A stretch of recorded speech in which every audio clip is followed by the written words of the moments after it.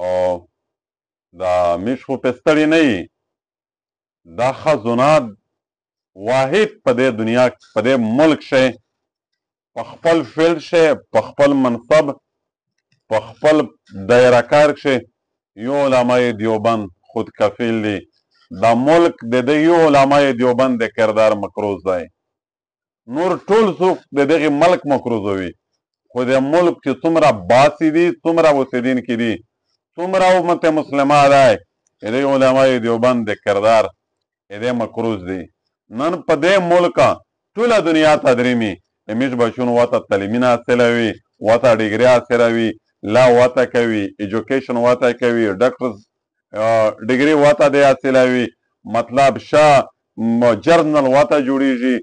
بهر کې فکیمه حیث لول تدریمی میش فارن مغرب داته محتاجی دا پلونکی دو ډیګري هولډر یو دا دی چې دی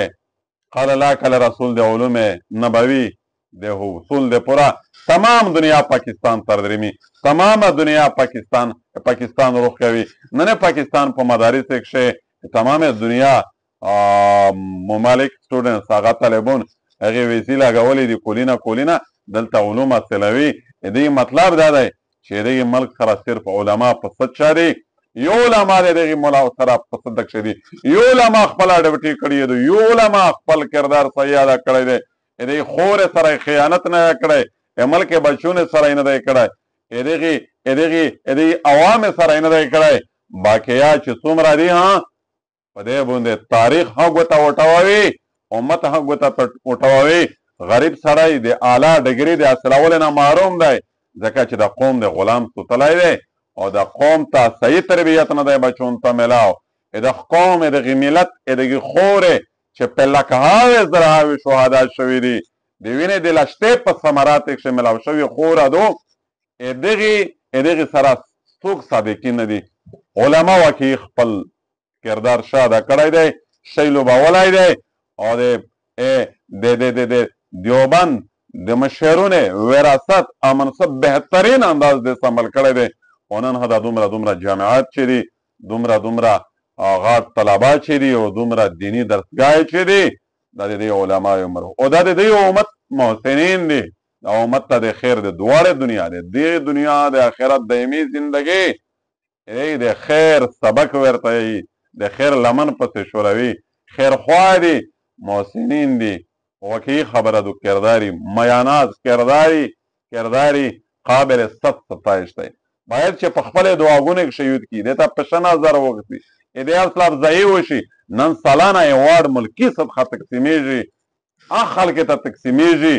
چې هغه چرته د انګریز عمر جوته صفه کړی دي پلور نکته ماروي اومځکه په جاسوسه او په بوټ پالش ملاو شوی دي خلک ته نه ملاوي شي چې دې خور د پراده د پلور د نکاح خاندانی نه په شهادت رسیدلې دي خلک ته نه ملاوي شي چې دې خور د ملت د مذهب د اسلام د خوشلي دین د پورا د نسلینه ته تیغ دي د مهاجر شوی دي هندوستان مستقل پښې خاطلې دي دا ملک هغه ته وار نشته ویلې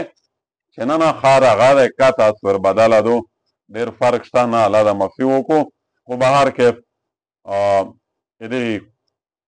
په دې قوم شه په دې مملکت خدادات کې زه په دعوا سره چې د علما کردار میاناز د امتیازي دی قابل صد ستایش قابل صد افتخار او دې په خپل چار کې خود کفیل دی بقیه